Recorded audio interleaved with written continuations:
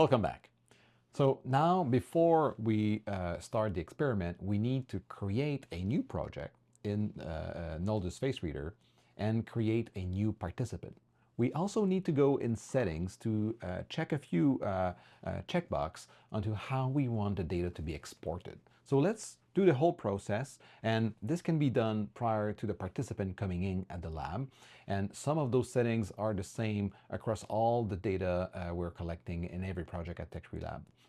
One thing to make sure is that whatever we do here in this video, and we're using the current version of Noldus FaceReader, things may change in the future. So it's very important to go and look at specifically for the current year, what are the specific settings. So use this video as an illustrative purpose of the whole workflow, but still check what are the current settings that we recommend for the data to be compatible with PhotoBoot. So let's start. So on my desktop here, when I open FaceReader, and I'm currently using FaceReader version 9.1, I have in the menu something called New Project.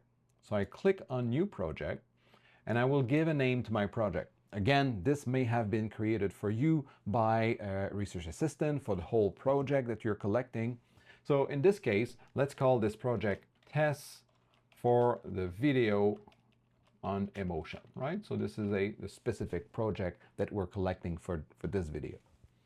And you have the path where data will be recorded in document Noldus. You could eventually change that, but we recommend that you don't, so that we know specifically where data is located on this computer.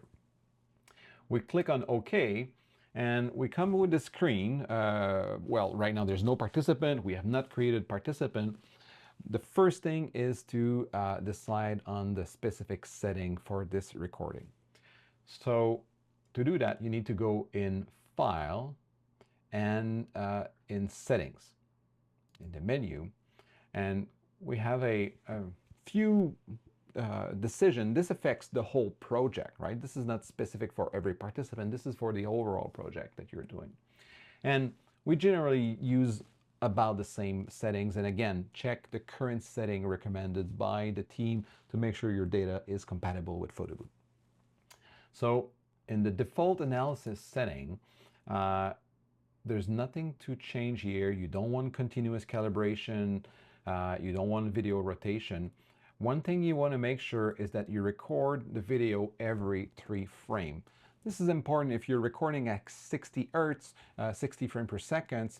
The idea is that we don't want a video file to be too big, so typically we choose at 3 frames on average for every project. So this is our current setting. Then in analysis option, while this is available in FaceReader, we're not choosing to use content at this point. This is still being validated, and we choose not to use it in our project.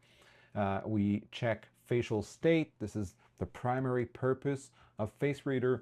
While it can do other things like gaze tracking, which we don't use because we typically use an eye tracker to collect the gaze. While FaceReader can infer the gaze, we're not using this for our project. Data export is important because this is how the data will be exported and which fields, which variables would you like to have when we export the data for analysis.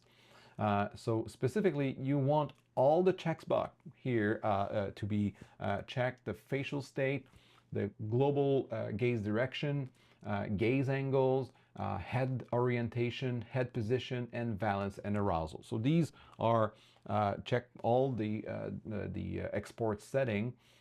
You don't want anything with the second one, the 2D landmarks or the log completed. We're not using that. And the same with subject characteristics, participant name, and analysis index, and model quality. We typically don't check those boxes. They're still available. I mean, you can go and review them. It's just that we're not exporting them in the export file to bring the data to PhotoBoot. And you leave the rest about the same. The last two, there's nothing to do in those 2 last tabs. So when you're done, you click OK, and you have set the setting for your whole project. So every single participant will be recorded and exported in the same way. So I would click OK. It's now time to create a participant and to start the recording. And today I have a research professional at Tech3lab with us for the recording. Hello, Salima. Thank you very much for being our participant this morning. My pleasure. It's now time to add the participant. And to do this, I need to click on the plus button here. And there's a pop-up where I can enter the name of the participant. So obviously, I'm not entering the real name. What we need here is to enter the number of the participant. So for example, in this case, that would be P01. I could also enter some other demographic information, but we don't do that, right? So typically the demographic information is collected separately in a survey, for example, and we're not using this information, so I just keep that as automatic. I click OK, and the next step is to link the camera that will be used to record the participant. So in this case, there's an icon here with a camera and a plus. So I simply click on this camera and I have a new window and this is where I can select the camera. So obviously from one room to another, the name of the camera will not be the same, but it's recorded via a webcam, a normal webcam with some high resolution. And here, in this case, it's a C922 Pro Stream webcam that is connected to the computer. I select it and I see my participant. So what we want is a clear shot of the head of the participant and that the participant is not too low, not too high, and that we can still see the shoulder, right? So in this case, we could adjust a little bit the camera. Salima, could you just tilt the camera a little bit down so that we have a better shot on your head? Just a little bit. All right, that's perfect. So now we have a great shot of the participant. And you don't need to change any other setting, including the fact that we're recording and there's no microphone. We're not using the microphone of the webcam to record this. And we're ready. So I click OK. So this is the screen where information I can collect and somehow supervise during the data collection. So the idea here is not to do a real-time analysis of the participant's reaction. You know, we'll have time in the end when we collect the data and we look at the recorded value of each of the variable. Here it's more about understanding if what I'm collecting is of high quality, so I need to keep that during the recording. There's also a lot of recording we're doing where we only record the video of the participant and we don't have this screen in certain other data collection. So it doesn't really matter to actually be able to assess, but when you have the chance to do it, let me provide you information about what we can gather in real time in this software. So this recording is only a demonstration, right? We won't be running right now an experiment. But I will press start so that you can see what happens when we collect the data and some of the graphical information presented during a live recording. This can be useful to assess the quality of your data. So I'm going to press start. And when I press start, I have the live recording and automatically the system process in real time the data capture from the webcam. So I can see, first of all, that the face of the participant, of Salima, is well detected by FaceReader. One way to better understand how FaceReader actually processes the data is to show the mesh. If I click here, I will see somehow the model that FaceReader is using to compare all the action points in the face of the participant to be able to compare, contrast, and make this prediction. We can also see the head orientation on the nose. You see the X, Y, and Z coordinate, where this is how FaceReader is able to detect the orientation of the head. And for example, if I ask Salima to actually look completely on the left side, you see that FaceReader is losing the signal, right? We have the signal quality behind there, so it's at this point unable to make the prediction. So if Salima looks back again, you see automatically the quality of the model improves, and we have a very good recording of the face of the participant, right? So these are all very information about how the model works. It has no implication on data quality, right? You don't need to actually have that open. It's just for you to better understand how this works, right? So there are other indicator, for example, how the model predicts if the eyes are open or closed. So maybe Salima, can you close your eyes? You see automatically the system can detect closed eye. Can you open your mouth? You see open the mouth. So all of that is the prediction that FaceReader is doing based on the facial information detected and the prediction of the model. And so I'm going to deactivate this and keep only the face of the participant. All right. So I have other information about here, for example, the recording and also about some of the values used for the model.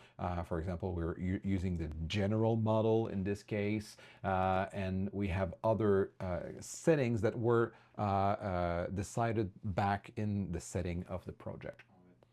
On the right-hand side, we have the live prediction of the model, right? So based on the information in the current epoch, the system, FaceReader, is making a prediction on the most likely emotional reaction from the participant. So right now, we'll just play with Salima, asking her to mimic certain emotions so that we can see how the model works. So first of all, Salima, can you smile to me? Right? So you see, automatically, we have an happy emotion. All right, maybe a more frustrated emotion.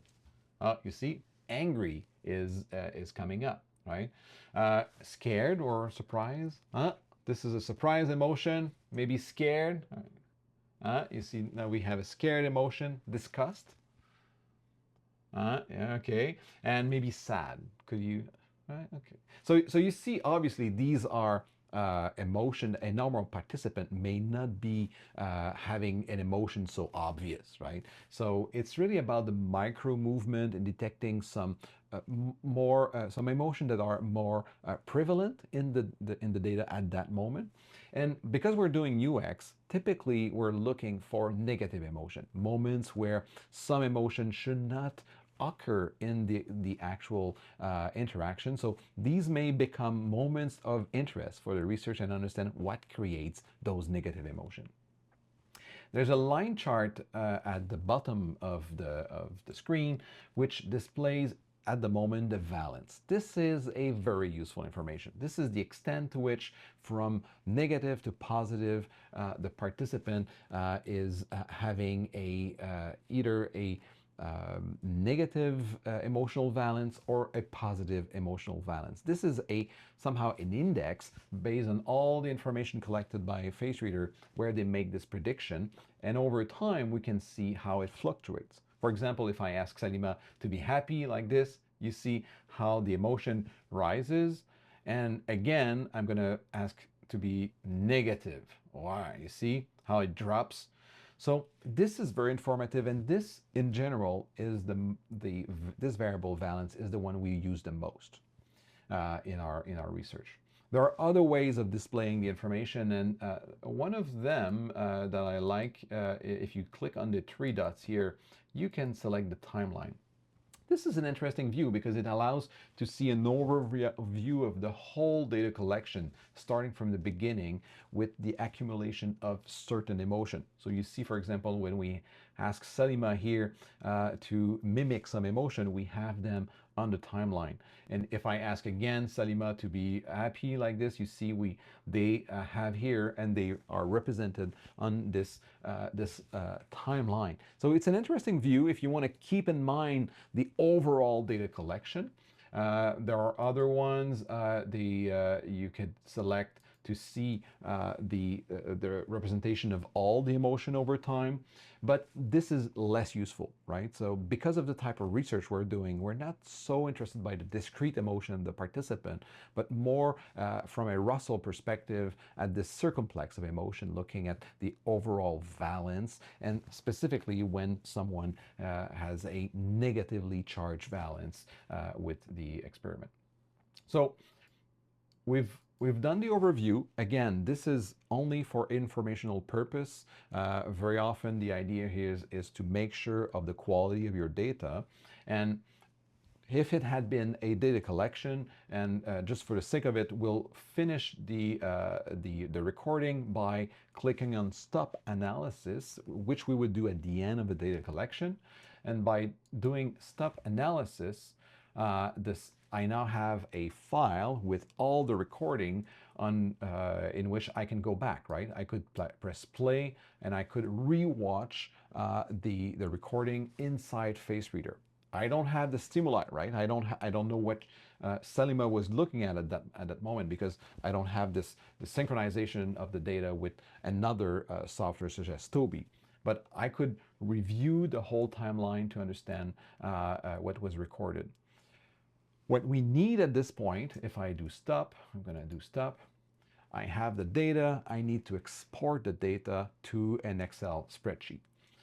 I click on Analysis on the right, and I have Export Participants Results. So I click here, and remember in the settings, this is where we had decided that the data would be located, in this case in projects inside FaceReader. If I click OK, I now have some choices about how the data needs to be exported. We have decided those settings previously at the project level, and I just click on OK to export the data. So the file that has been just exported from FaceReader is here in the folder with other text file. If I open this file, obviously there's a lot of information. It's very difficult to read, but we see that the data was exported and is available. And if I open Excel and I drag and drop this folder in Excel, I now have a structured data set where I have the recording with the time of recording and all in column the data that we need for analysis. We have the neutral emotion, happy, sad, angry, surprise, scared, disgust, valence, arousal, information about the head orientation, if the mouth was open or closed, left eye, right eye. And so I have information about the head, but mostly what I'm interested in is this valence, which is a compound index that accounts for all the positive, neutral, and negative emotion. The value that you have there is the prediction. So what is the most likely emotion at this exact time? So what in effect you're looking for is the max of all these columns would be what would be represented when we had the graphical information in live recording. The max would be the one in the bar chart would have been the highest, right? So in this case, for example, happy was the highest one. In analysis, typically we're using valence as the overall emotion, because we're not so interested by the discrete emotion collected at this time. So this file is compatible with PhotoBoot, right? So this text file would be uploaded with the rest of the data and in a later video we'll show you how to import this recording so that you can synchronize with other signal collected during the experiment.